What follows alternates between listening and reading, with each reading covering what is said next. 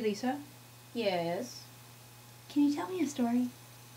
Well, that's not random. But I want a story. What kind of story? I'm kind of in the middle of reading this book. Well, can you tell me a story that, you know, is personal and maybe has some sex and some violence?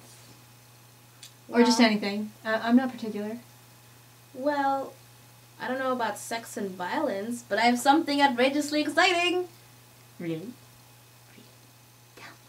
Okay. Well, let me see.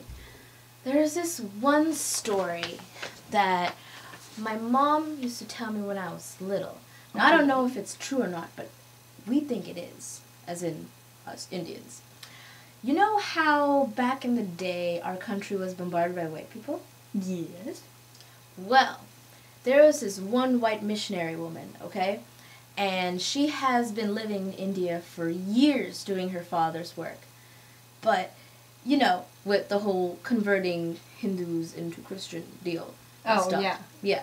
Well, apparently she gets literally fed up by doing all this. You know, this is not what she wanted to do in the first place. So one day, she just loses it and makes a run for it. Where? I don't know, through the woods. India's full of woods. Isn't India full of jungles and aren't there, you know, lions or tigers and snakes and elephants and shit? Not important. So she's walking through the woods, and she's literally there with nothing to sustain her. And I mean, there's no food, no water, nothing like she could like use for survival tools or whatever. There's nothing. Mm-hmm. So, and she's been walking through this place for days. You know, for hours, days, whatever. And she's literally hysterical by this point. You know? Sure. Yep. And so, wait, hold on a sec. Let me just get something to sustain me.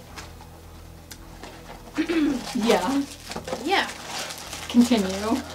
Right. So, she's running and walking, doing both, through these woods for days.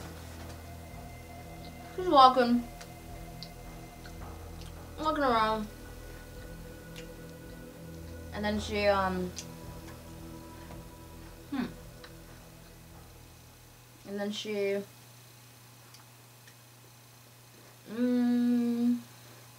Gomna! And then she literally faints. Because, you know, it's really hot out. She can't find her way around. She has no sustenance. So she goes splat on her ass. Okay.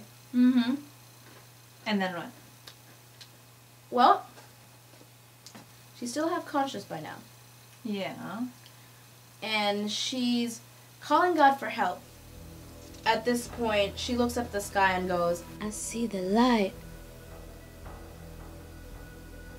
It's so beautiful.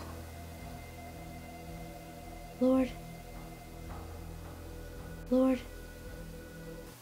this Indian woman comes out of nowhere, and she looks down at her, and she's just like, No, you silly girl. That is not the light, that is the sun.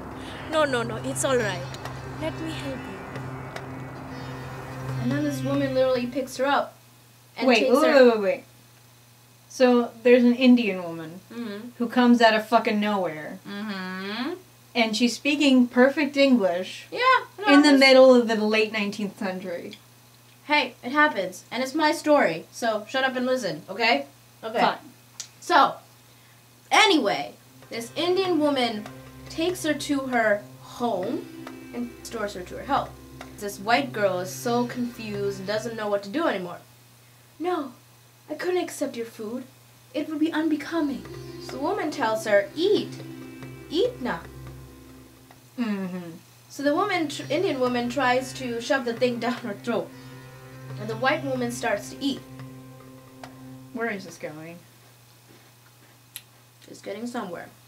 Then let's get... Okay, we're getting somewhere. Calm down. It's my story. You wanted it, okay? Alright, so then the white woman finally appreciates what this Indian woman is doing for her.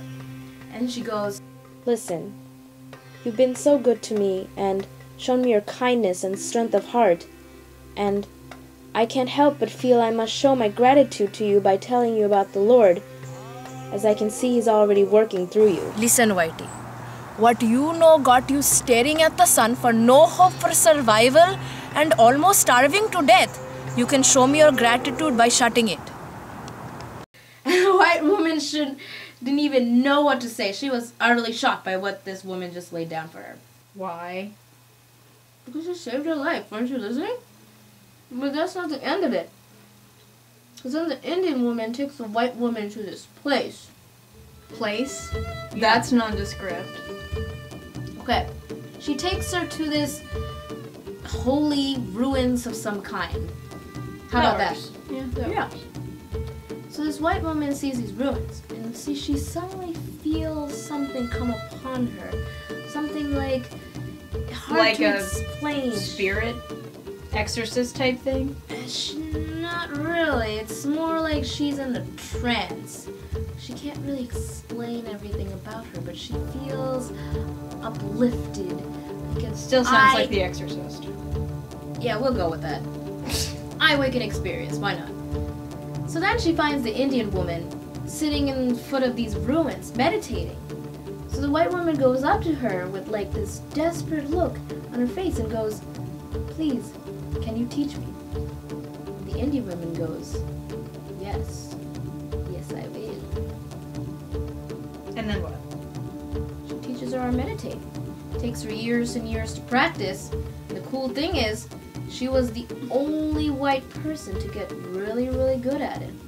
And then what? And then nothing. That's it. End of story. What was the point of that story? The point of the story was that she never comes back. She never comes back. Nope. Still not seeing the point of the story. Well, it did happen. I don't know what else happened, but I think it really happened. Alright, see ya. Okay then. Random ass stories. Huh. How could it possibly have happened like that? It couldn't have happened like that. I know it happened. Yeah. So the woman, the white woman, she turns into an outlaw after she learns how to meditate, and she hops about back to America. But instead of going back to the New York that she escaped from as a Mormon missionary, she goes back to Virginia. Yeah. And then she hops a stagecoach over to the west. And she rides off into the sunset on this new horse she bought. Yeah. Yeah, she was her own woman. She was awesome. She was the new woman.